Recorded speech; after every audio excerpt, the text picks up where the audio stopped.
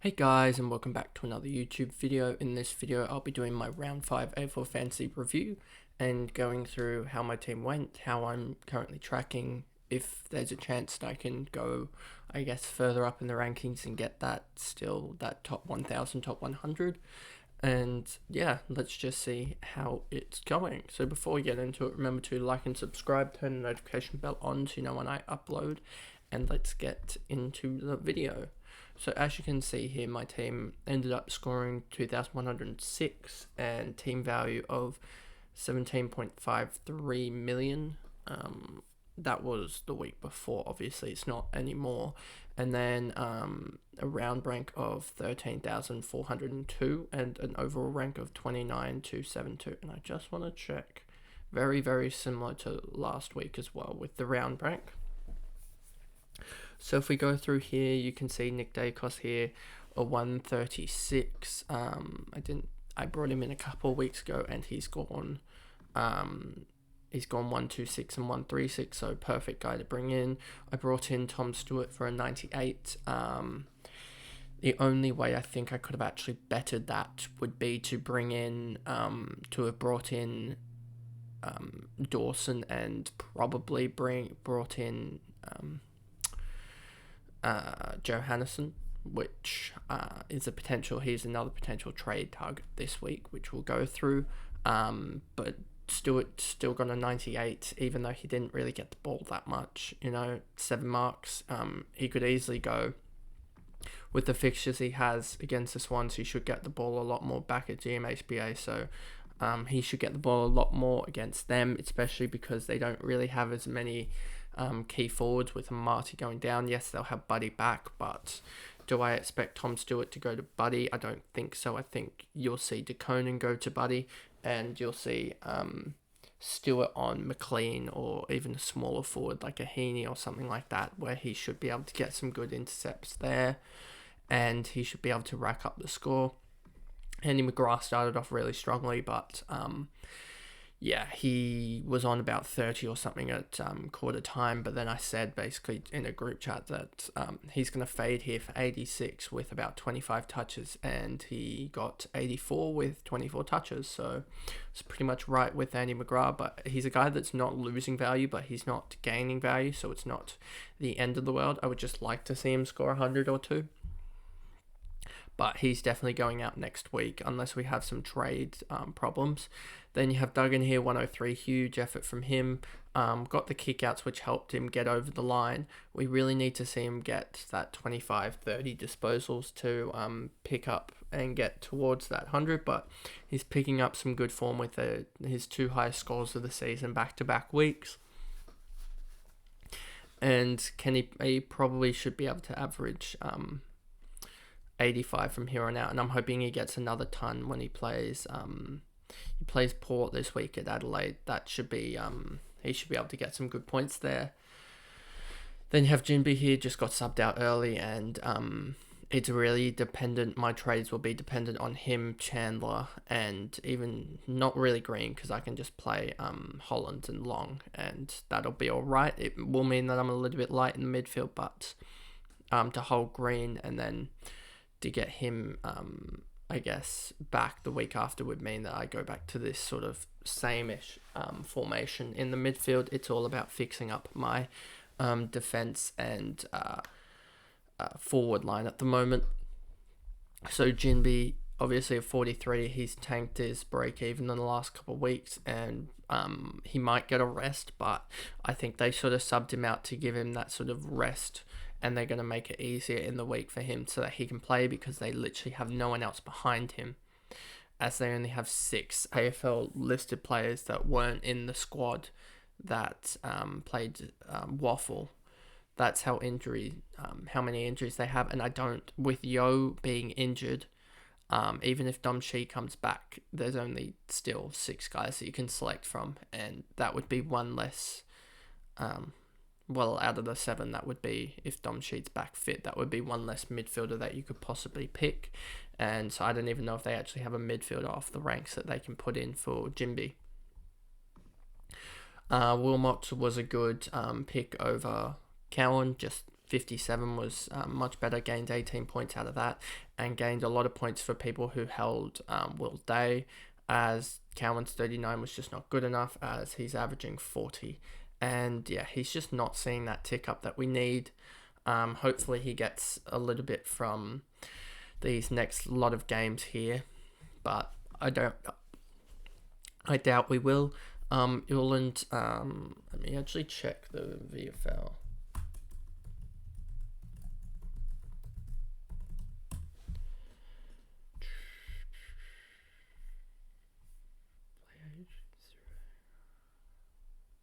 This is going to give us the stats that we need. 2023, round 3 here. Match stats, see if he played.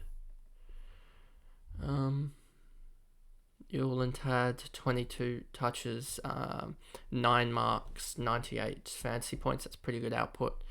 And we go here, and you'll see here it was basically Constable, Connor Blakely as well. He could get a run in sometime. And then, yeah, so that's really what we're looking at. There's a lot of guys here. But Ireland didn't have a bad game. No, so not Caleb Graham. I want Ireland here. And if we look here, the couple games he's played in the VFL, he's had 18 touches, 5 marks and 2 tackles, and 22 touches, 9 marks and 2 tackles.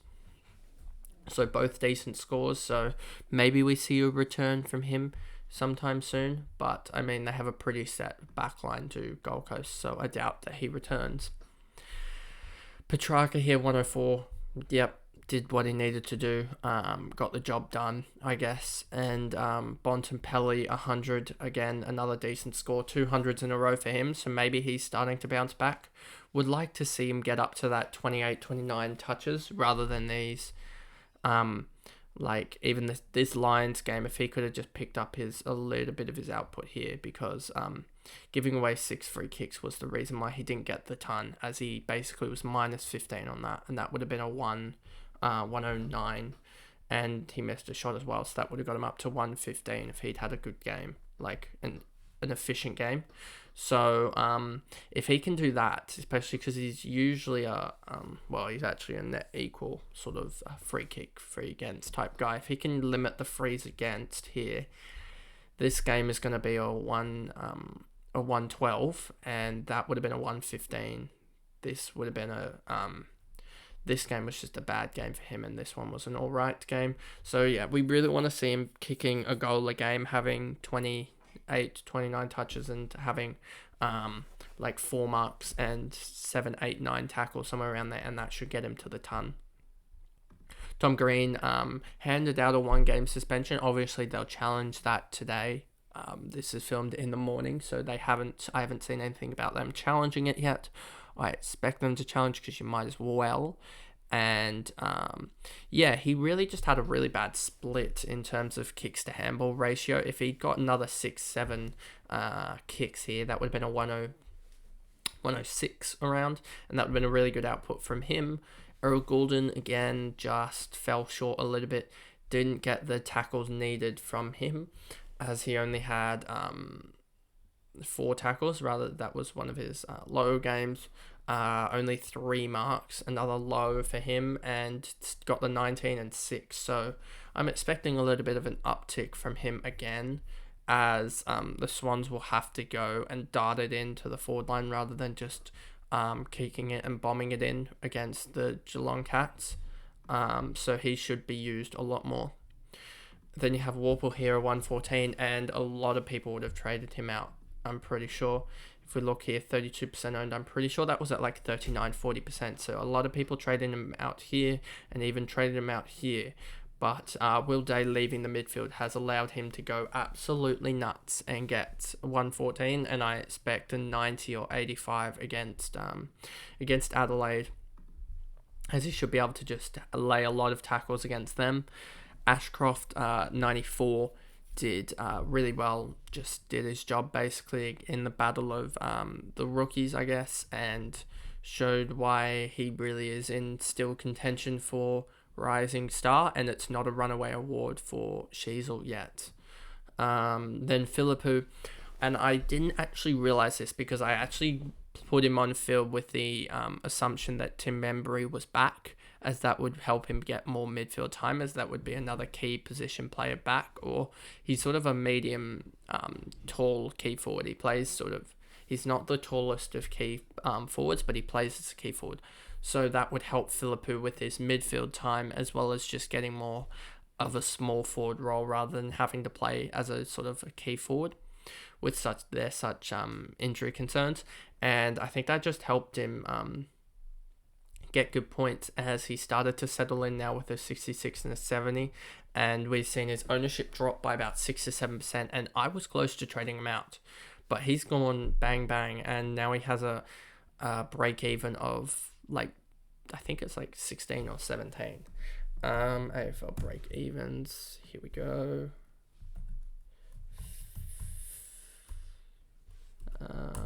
Philippou has a break even of 19, and he'll hit that, and he can go up. He's on his way towards 450, 500k with the momentum he's got at the moment with these two scores behind him, and this 54 dropping out, and then he's got. Once that happens, if he can hold a break even of 20 next week, then he'll have a 42 going out of his system and then a 40 going out of his system for break even. So he can easily get up to that 500k region. And then it's a matter of just picking Ollie Holland for me with Campbell Chester, using Campbell Chester's DMP. And he's back in, I think, 4 weeks or so. So using his DMP to get Holland and Long. And then Marshall did really well, 134, huge. He's back to his best. And then Brodie Grundy is 81. And Max Gawn, I'm under the assumption that he's going to be back next week. If not, then I will field Grundy, because against Richmond, he will have an absolute field day.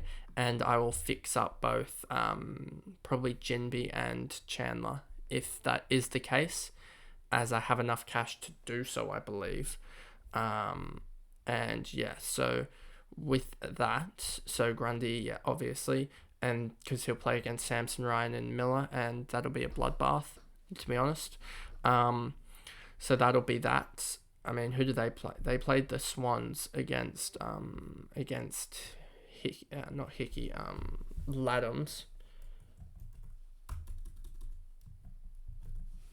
And Laddams had 30 hitouts, 10 and 17, and a 76, which is around his average. So if we see that from Grundy, that'll be around about 100 or 105 from him, which is a good enough score to carry. But I need to get up to English here, English and Marshall, and just set and forget those two and gain some value out of Ryan, and then bring him down to like a Heath or something like that, or even try and do I don't know if the Bulldogs have a backup ruck. Western Bulldogs position ruck. No, they don't have a backup ruck worth it. All clubs there. No, not ruck. There we go. And then into the forward line, Dunkley did his job, or 102. Hopefully he can pick up some form. He finally got those marks that we were looking at. And yeah, he really relies on getting those marks here. 5 marks here would have been another 5 kicks, and that would have got him up to 107. And here didn't have the marks, and here had the marks but not the tackles. So he really needs to get 10 or 11 marks and tackles to get those big scores. Or those 105s, 110s. So hopefully he has another good game. He has GWS. Almost tempted to put the VC on him, or is it going to be I don't want to put the captaincy on him, so maybe a VC. But I'm also putting the VC on English because I'm getting him this week. That is a spoiler. Then you have Timmy Taranto just doing his thing, just happy to keep him. He might butcher the ball, but it's AFL Fantasy and he gets points for it. So 109, average of 113. He is the 6th best in the comp. I have Sheasel, Tim Taranto. I'm going to have English as well, so that's 3 of the top 6. And then Zeeble must be close, 31. Petrarca's 15th. Bontempelli is 28th. Tom Green is 10th. You even have Nick Dacos, who's 3rd. So I have a lot of the guys that are in and around that range of top 20. So I'm starting to fill it out, I guess. So Timmy Taranto, Connor Rosie, 108, average of 93, and then Harry Sheasel, 96. I had the VC on him, and obviously that didn't work. It was going to work until he had a corky from someone just running into his back, and that saw him get only a 96, but he's still just rising and rising. Zeeble, 87, 96 average, huge from him, as his ownership continues to rise, and he's more of a long-term solution, as he's going to average 90 to 95 this year at least, and that'll be top. Well, that's probably, even if we look at defenders by average, there's 1, 2, 3. Luke Ryan is tanking now. Doherty obviously injured, 4. And then Zeeble is 96.6. So there's 1, 2, 3, 4, 5 guys ahead of him. 6. And probably Stewart will be 7. So he's currently the 7th best defender that there is, or, well, 8th if you include Sheasel. 8th best defender there is, and yeah. And I got him at 700 odd K, so that was a really good pickup from me, in my opinion, especially because I have a feeling he could go, if you take his average before this game, which was a slight dip, he's actually averaging like 98, which is 1, 2, 3, 4, 5, obviously 6, 7, so he would be like the 7th best defender, even with the dual position players in there. And if you look at forwards, he's the 3rd best forward that I don't have. So that would be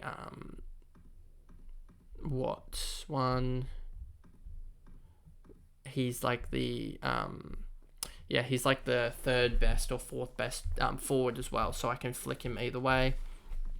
Then we jumped on Chandler back in round 2, and he's finally done his cash gen. He's at 460k. We gained a good clean 200k out of him, and that's just really good. And now we're going to upgrade him to either a rookie in Seamus Mitchell, depending on teams, as we see Hawks play Adelaide. And Adelaide, I need to check, but are they good for kickouts, etc. like that? And where do they play?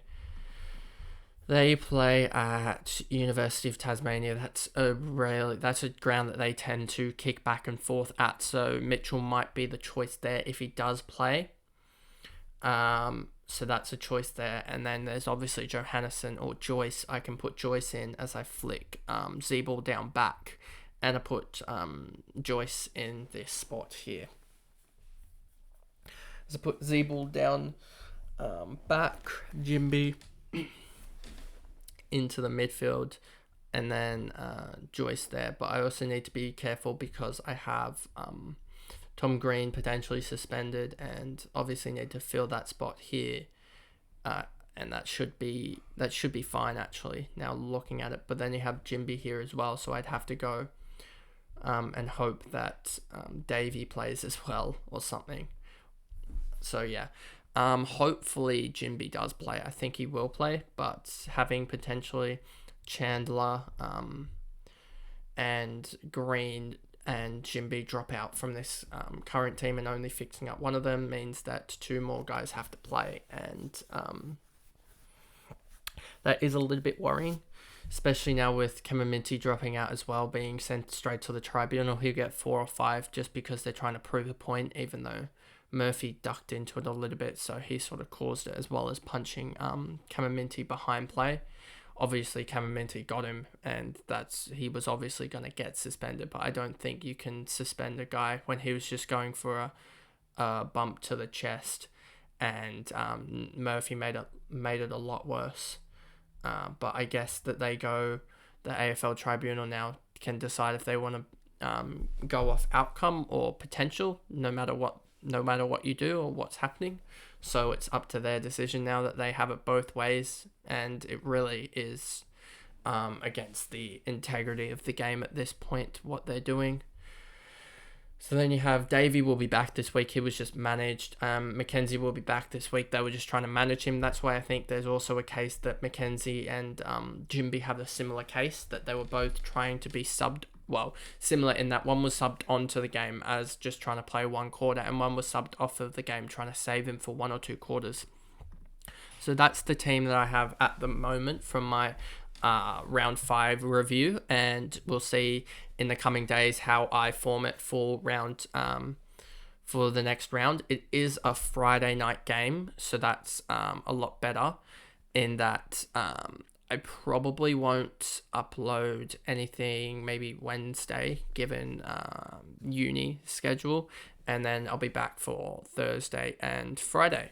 So thanks guys, and I'll see you guys in another video. Thanks guys, goodbye.